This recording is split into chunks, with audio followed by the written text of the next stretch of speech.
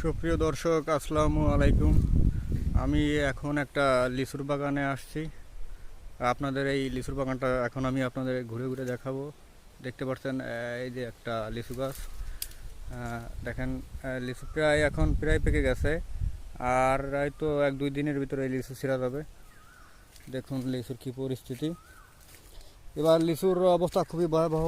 অতিরিক্ত খরার কারণে নানান ধরনের আপনার লিচু তো ঝরে পড়ছেই, তারপরেও আপনার পোকামাকড়ের নানান ধরনের উপদ্রবের কারণে একেবারে লিচু নাই বললেই চলে। তাও মোটামুটি যেটুকু আছে দেখেন, দেখেন এই যে লিচু ফাইটে গেছে। দেখেন এই যে অতিরিক্ত খরায় লিচুগুলো ফাইটে যাচ্ছে।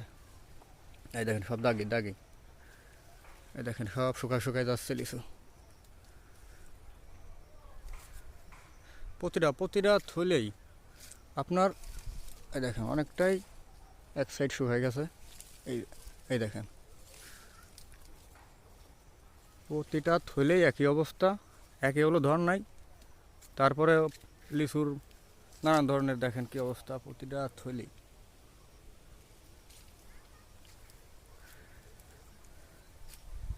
দেখেন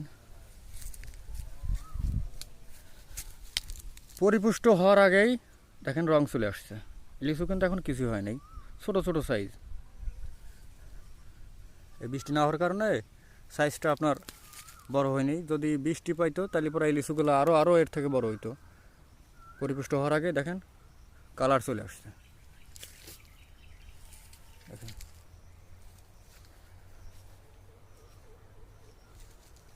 প্রতিটা গাছে একই অবস্থা।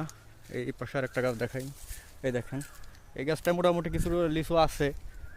প্রতিটা গাছে এরকমেরও নাই। দেখেন এই যে গাছগুলো কি ফাঁকা ফাঁকা লিচু। গাছে বোল আসছিল, কিন্তু অতিরিক্ত খরার কারণে বোলগুলো আর কি ঝরে পড়ছে।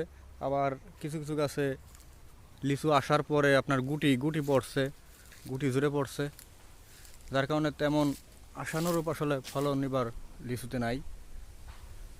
আর তারপরে নানান ধরনের দাগের কারণে এই লিচুগুলো আপনার বাজারে তেমন দাম পাওয়া যাবে না। দেখেন কি পরিস্থিতি।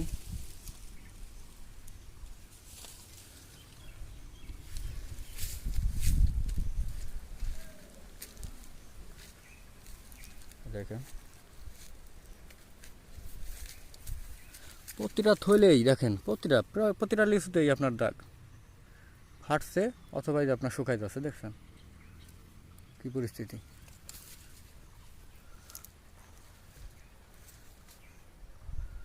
প্রতিটা থইলেই। এই বাগানের ব্যাপারীর সাথে কথা বলে যেটা জানতে পারলাম,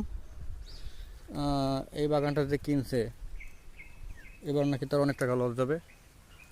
গতবারের থেকেও এবার এই বাগানটা বেশি দামে কিনছে, কিন্তু আশানুরূপ আসলে ফলন হয় নাই, যার কারণে একটা আর্থিক ক্ষতির সম্মুখীন হবে এই ব্যাপারী। তার সাথে আর কি কথা বলে যেটা জানতে পারলাম।